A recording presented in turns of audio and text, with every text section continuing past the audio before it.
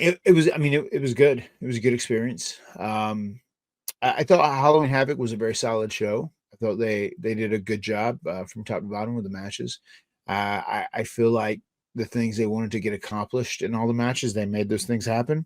So I ended up being happy with it. I know ours, because those matches are so chaotic. You know, they're just so full of chaos.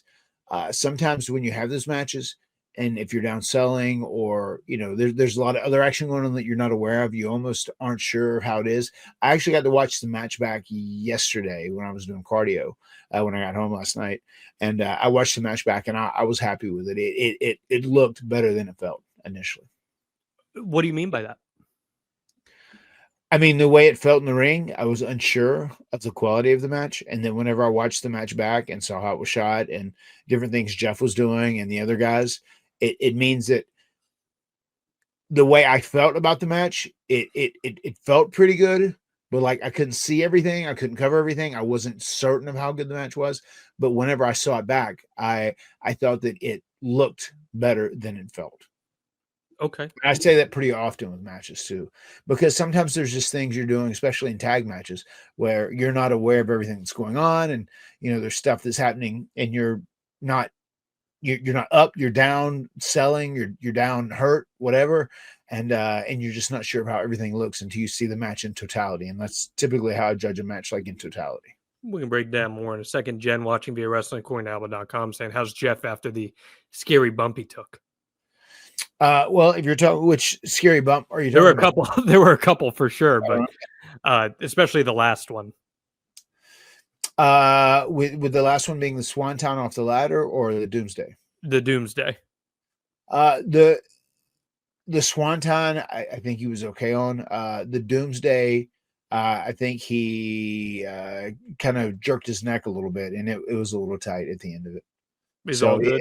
I think he's gonna be all good. Yeah. Okay. Yeah, I mean the way the finish was shot was really cool. They had the jib camera flying over it, and what's it like? Getting the X's and O's here. What's it like putting together a match with guys who really don't have a ton of experience when all is said and done? Their lone wrestling experiences coming through WWE developmental. They haven't been on TV for a very long time. How are you working through a match like that? Who's involved with that process, and what was it like putting it together with them? Interesting. Where's Coach Rosie? Is Coach Rosie in here? Is he in the chat? He's not. He's not in here. I know he did help with Jeff's tables. Yeah. Well, he was. It was funny. He was just talking about how much he admired me as a coach while ever. Oh, okay. It was one of those points where I just said, like, okay, fuck it. This is our wheelhouse. I'm just going to take charge. You know what I mean? And just worked with these guys and tried to make something magical happen in the context of the story we were attempting to tell. Yeah. How were they in terms of receptiveness to what you guys are putting out there, leading the way? Did they come to the table with ideas? I'm asking us because they were outsiders, right? So I'm curious how much they're soaking up the business in their short time so far.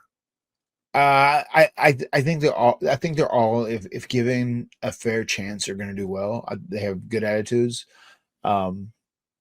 They absorb stuff. They're attentive. They're open-minded.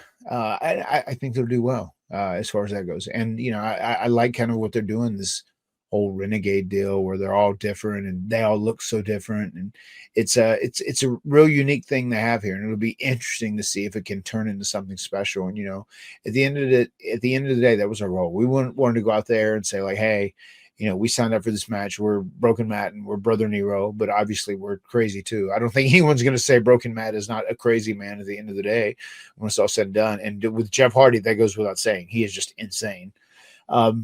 We went out there and it was broken rules where anything goes, and it was 4 against 2, and we probably knew that. I guess maybe we should have had the Dudley. We should have bought the Dudley some tickets out there just to sit in the crowd to watch her back, maybe after our big match, or maybe we should have asked Javon and Leon to come out and have our backs, whatever. But we just went at it, me and Jeff, and that was the kind of the story. Us trying to overcome the entire state of dark.